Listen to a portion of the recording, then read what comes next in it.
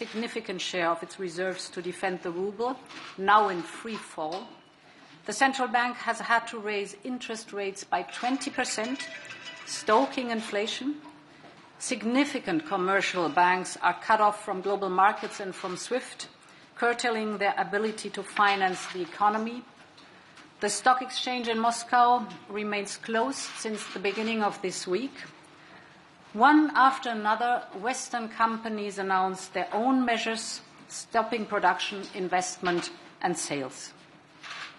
The European Union and the US cooperation is at the core of this effective response, and it has pulled together an ever-growing number of countries that apply identical or similar sanctions. Our G7 partners, UK, Canada and Japan, but also countries like Norway, Switzerland, South Korea, Australia. By now, over 40 countries, partially or completely aligned with our sanctions. And this is testimony to the determination of the global community to reject this invasion. One only needs to see the result of this week's United Nations General Assembly. 141 countries, an overwhelming majority, supported the resolution condemning Russia for its brutal invasion.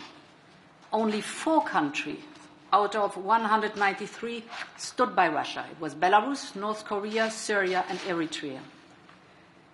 President Putin is increasingly isolated in the world community, but in the face of the world's protests, Putin's army carries on.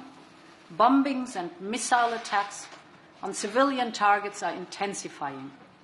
Rest assured, the European Union and the United States will continue to stand by Ukraine and its courageous people and its steadfast leadership. The scale of the humanitarian catastrophe there in Ukraine that is unfolding really worries us. Europe is seeing destruction and displacement on a scale not seen since the darkest days of the last century. The European Union, as Ukraine's neighbour, is sparing no effort.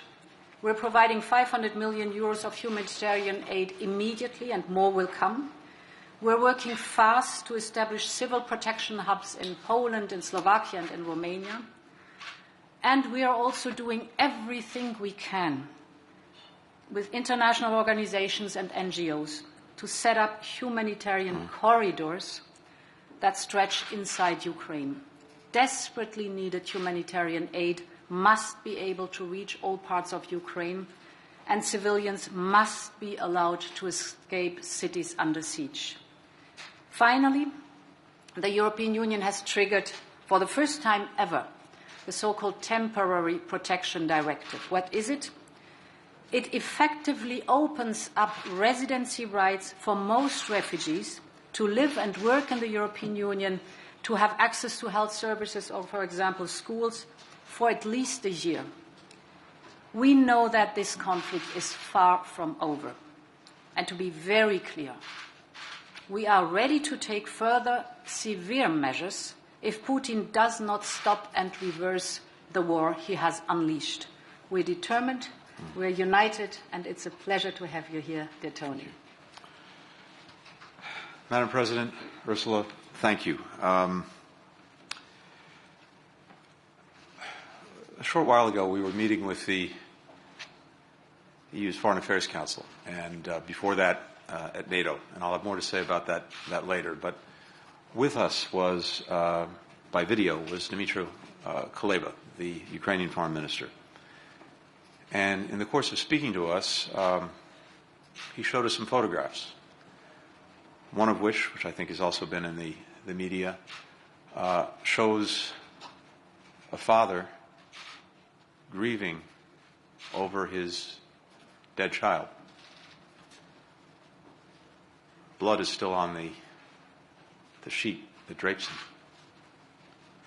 It's a reminder that even as we talk about these weighty issues of war and peace, what this is really about is the lives of men, women, children, hundreds, thousands of individual human tragedies inflicted by Vladimir Putin and his war of choice on Ukraine and its people. And we can't lose sight of that fact. It's also about an assault on some very basic principles that we established together after 2 world wars to make sure that we wouldn't see another one. Principles that are at the heart of an international system that has a responsibility to preserve peace and security among nations. Principles like the notion that one country can't simply commit acts of aggression on another, changing its borders by force, that one country can't dictate to another its choices, its decisions, its policies, with whom it will associate. Principles like one country can't exert a sphere of influence to subjugate its neighbors to its will. Each principle now under assault by the aggression against Ukraine committed by President Putin and Russia. If we allow those principles to be violated with impunity, then we're opening a Pandora's box in every corner of the world for this to happen again and again and again, and the peace and security with all of the deficiencies that we've known over the last 80 years. But nonetheless, peace and security that we've been able to establish, that will be gone. So the stakes here are very real. They're about real lives, real people, real human beings, and they are about large principles that we have to defend. And we are. And we are in no small measure because of the extraordinary work that we've been able to do together, the United States and the European Union.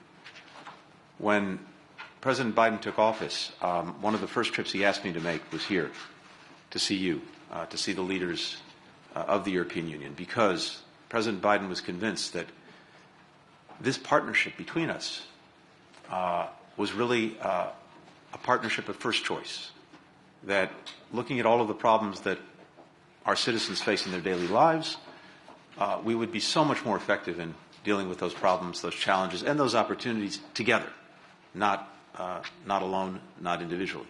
And over the course of this year, in this effort that we've taken together to revitalize, to re-energize the partnership between the United States and the European Union, we have done some remarkable things in so many different areas, from climate to COVID to emerging technologies. But now we're being tested in a moment of crisis. And I think that precisely because we have invested together in this partnership, we're responding and we're meeting the tests.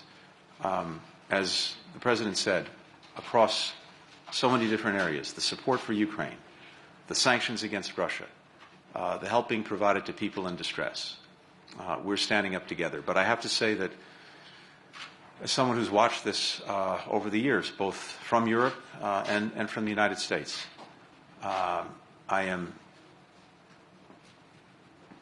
it's hard to find the right word for it, but let me simply say it's been almost overwhelming to see how quickly, how effectively the European Union has come together and acted in the face of this aggression. Things that none of us thought were possible weeks ago now are reality, because this union is strong, it's united, and it's acting. And we're grateful to have this partnership because it is making a difference. I think we know something else, and the President alluded to it. Unfortunately, tragically, horrifically, this may not be over soon. And so these efforts that we're making together, we have to sustain them. We have to build upon them. We have to get to the point together and with, as the President said, so many other countries around the world who are united in their abhorrence of what President Putin has unleashed. We have to sustain this until it stops, until the war is over, the Russian forces leave, the Ukrainian people regain their independence, their sovereignty, their territorial integrity. We're committed to doing that. Thank you. Thank you very much. Thank you. Thanks a lot. Thank you.